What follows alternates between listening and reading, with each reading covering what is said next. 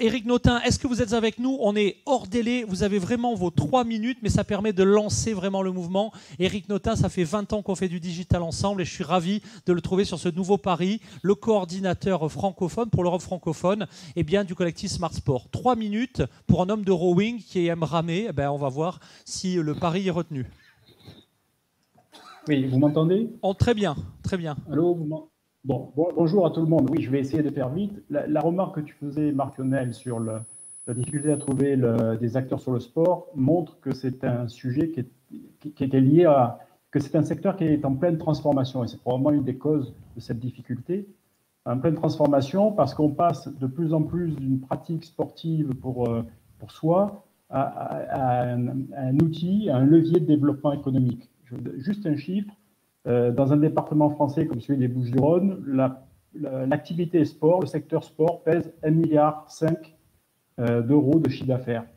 Cette prise de conscience au niveau des politiques et au niveau des territoires fait que je ne doute pas que demain, on ait une activité très forte. Comme tu me dis qu'il y a peu de temps, je passe rapidement à 3 grandes tendances. La première, c'est le fait que le sport se développe de plus en plus en dehors des structures traditionnelles. Ça, c'est un élément important. Structure traditionnelle, j'entends des clubs, des fédérations, des salles de sport. Ça, c'est un sujet extrêmement important puisque derrière cela, il y a tout le modèle économique de ces structures qui doit être repensé, qui doit faire face à l'émergence de la virtualisation du sport. L'exemple le plus significatif, c'est les Suisses Swift qui organisent maintenant des épreuves cyclistes qui réunissent avec des grands champions plusieurs milliers de pratiquants.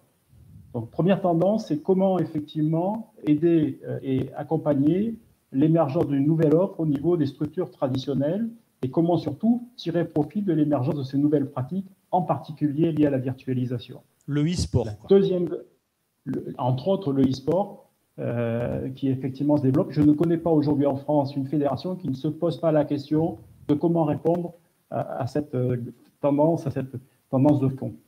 La deuxième grande tendance, c'est la recherche de la performance.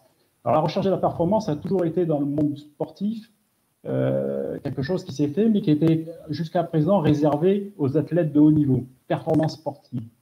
Or, on se rend compte de plus en plus, et c'est lié d'ailleurs à la première tendance également, que le sportif n'est plus forcément celui qui veut gagner les Jeux Olympiques.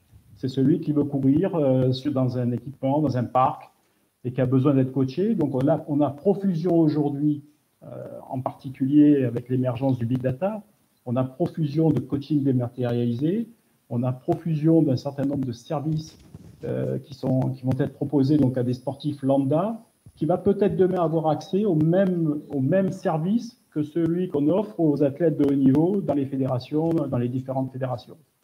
La troisième grande tendance, qui est à rejoindre avec l'aspect économique que j'évoquais tout à l'heure, la plupart des territoires commencent à prendre conscience que le sport est un formidable levier de développement. Et qu'un des éléments les plus importants pour être attractif dans le domaine sportif, c'est la capacité à avoir des équipements sportifs qui soient le plus évolutifs et qui puissent répondre justement à ces attentes que j'évoquais.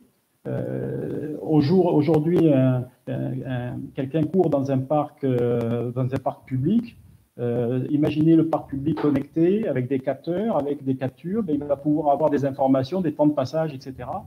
Donc on a un vrai sujet autour de l'accompagnement et l'émergence d'équipements sportifs qui soient innovants et qui répondent aux nouvelles attentes donc, du public. Je terminerai, pour te féliciter, Marc-Lionel, et te dire que je connais peu de gens capables de faire ce que tu fais aujourd'hui.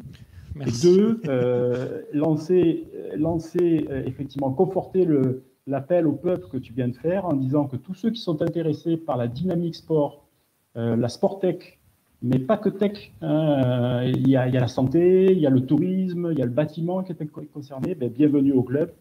Je suis persuadé qu'on va produire dans les semaines qui viennent quelque chose d'extrêmement performant. Un grand merci à toi, Éric Notin. Merci de fédérer donc acteurs des villages, acteurs des pays, les 19 pays concernés, les 35 régions. On a vraiment maintenant qui va bosser pour coordonner vos actions. Amis de la Sportec, on bosse ensemble et la prochaine fois, Vivatech, peut-être avant Festival de Cannes, tiens, on ira faire de la Sportec à cette occasion, que sais-je. Eh bien, on sera là avec vraiment un collectif multi-continent. Voilà, c'est la fin.